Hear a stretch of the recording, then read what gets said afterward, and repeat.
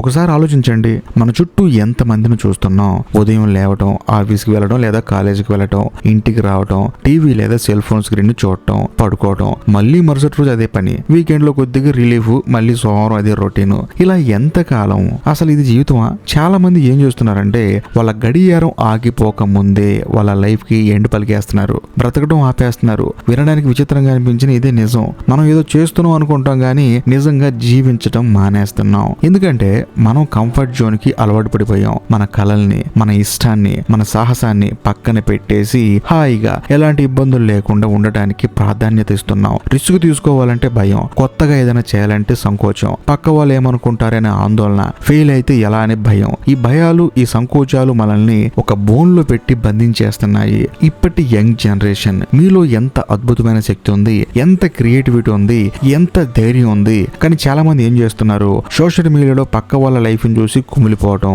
వాళ్ళు అంత సాధించేశారు నేను ఇలా ఉన్నానేంటి అని బాధపడటం, ఎవరో పెట్టిన పోస్టులకి లైకులు కొట్టడం, కామెంట్లు పెట్టడం, మన విలువైన సమయాన్ని ఎక్కడ పడితే అక్కడ పోగొట్టుకోవడం. ఫ్రెండ్స్, ఈ విషయం స్పష్టంగా వినండి. మీరు కేవలం పుట్టి పెరిగి ఏదో జాబ్ చేసి డబ్బు సంపాదించి పెళ్లి చేసుకొని పిల్లల్ని కానీ అంతేనా మీ జీవితం? మీరు కేవలం గాలి పీల్చుకొని వదిలేయడానికి ఈ భూమి మీదకి రాలేదు. మీరు ఒక యూనిక్ పర్పస్ తో వచ్చారు. మీరు ఒక గొప్ప లైఫ్ ని లీడ్ చేసే అవకాశం ఉంది. కానీ మనం ఏం చేస్తున్నాం, మన డ్రీమ్స్ ని వాయిదా వేస్తున్నాం. తర్వాత చేద్దాం, ఇప్పుడు కాదు, నాకు అంత టాలెంట్ లేదు, నాకు అంత డబ్బు లేదు, ఇలా 100 సాకులు. రోజులు గడుస్తున్నాయి, వారాలు గడుస్తున్నాయి, నెలలు, సంవత్సరాలు గడిచిపోతున్నాయి. మన వేళ్ల మధ్య నుంచి ఇసుకలా సమయం జారిపోతుంది. ఒకరోజు ఉదయం లేచి అరే నా లైఫ్ ఎక్కడికి వెళ్ళిపోయింది, నేను ఏం చేశానని ఆశ్చర్యపోవాల్సిన పరిస్థితి వస్తుంది. అప్పుడు బాధపడిన ప్రయోజనం ఉండదు. సోషల్ మీడియాలో కనిపించే ఆ పర్ఫెక్ట్ లైఫ్లు, ఆ అందమైన ఫోటోలు, ఇవన్నీ కేవలం భూమి మీద ఉన్న జనాభాలో 1% వాళ్ళే మాత్రమే. నిజమైన జీవితం వేరు. పోరాటాలు ఉంటాయి, కష్టాలు ఉంటాయి, ఫెయిల్యూర్స్ ఉంటాయి. కానీ వాటిని దాటుకుని వెళ్ళటమే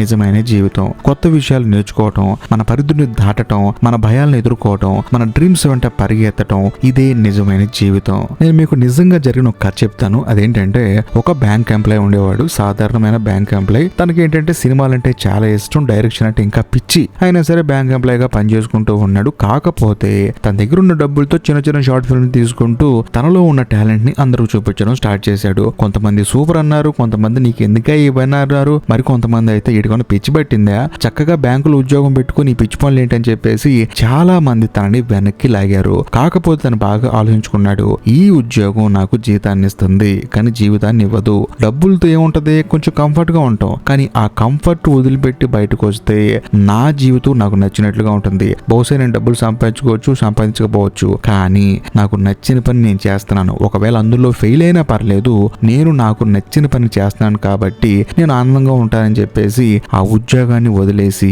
సినిమా దర్శకుడు అవ్వాలని చెప్పి చెన్నై వెళ్ళాడు. ఇప్పుడు ప్రస్తుతానికి తమిళ్లోనే ఒక టాప్ డైరెక్టర్ అయ్యాడు. మరీ ముఖ్యంగా one of the most wanted director అయ్యాడు. అతనే లోకేష్ కనకరాజ్. సో బేసికల్ గా నాకు జీతం వస్తుంది, జీవితం హాయిగా ఉంది అని చెప్పేసి అక్కడే కూర్చుంటే ఈ రోజు ఆయన అనుకుని సాధించేవాడా? అస్సలు కాదు. అందులోనూ కమల్ హాసన్ గారు, రజనీకాంత్ గారు లాంటి గొప్ప గొప్ప నటులతో ఆయన సినిమాలు తీస్తున్నాడు. సో బేసికల్ గా నేను చెప్పొచ్చే పాయింట్ ఏంటంటే మీ జీతం అనేది మీకు సెక్యూరిటీని ఇవ్వచ్చు, అంతేకాకుండా ఈ భూమి మీద సర్వే అవ్వడానికి ఒక ధైర్యాన్ని ఇవ్వచ్చు, ఏదైనా అవ్వచ్చు. ఎండ్ ఆఫ్ ద డే డబ్బు అనేది ప్రతి మనిషికి చాలా ముఖ్యం. కానీ మనకు నచ్చిన పని చేయలేనప్పుడు, మన జీవిత లక్ష్యం కోసం మన పని చేయకుండా కేవలం డబ్బు కోసం వేరే పని చేస్తున్నప్పుడు నిజంగా మన జీవితానికి అర్థం అనేది ఉంటుందా లేదా మీరే చెప్పండి. నేనేమంటానంటే సర్వైవ్ అవ్వటానికి ఏదైనా చేయండి, కానీ కనీసం రోజుకి 8 గంటలైనా సరే మీ లక్ష్యం కోసం మీరు పనిచేయండి. అది ఎక్కడైనా సరే. ఇది కేవలం ఒక ఉదాహరణ మాత్రమే. మీలో కూడా ఇలాంటి కళలు చాలా మందికి ఉంటాయి. పాటలు పాడాలని, సినిమాలు తీయాలని, పుస్తకాలు రాయాలని, బిజినెస్ స్టార్ట్ చేయాలని, ప్రపంచం మొత్తం తిరగాలని ఎన్నో కళలు. మరి వాటిని ఎందుకు కూని చేస్తున్నారు? ఎందుకు వాటిని మనసులోనే సమాధి చేస్తున్నారు? గడియారం ఏమో పరిగెడుతుంది, అది దానిపైన చేసుకుంటూ పోతుంది. మరి మీరేం చేస్తున్నారు? కదులుతున్నారా లేక ఒకే చోట నిలబడి ఎదురు చూస్తూ ఉన్నారా? దేనికోసం ఎదురు చూస్తున్నారు? మంచి సమయం వస్తుందని ఎదురు చూస్తున్నారా? ఎవరో వచ్చి మిమ్మల్ని మోటివేట్ చేస్తారని ఎదురు చూస్తున్నారా? మీ లైఫ్ పర్పస్ ఎవరో వచ్చి మీకు చెప్తారని ఎదురు చూస్తున్నారా? చూడండి, మీ లైఫ్ పర్పస్ మీరే వెతుక్కోవాలి. మిమ్మల్ని మీరే మోటివేట్ మోటివేట్ చేసుకోవాలి.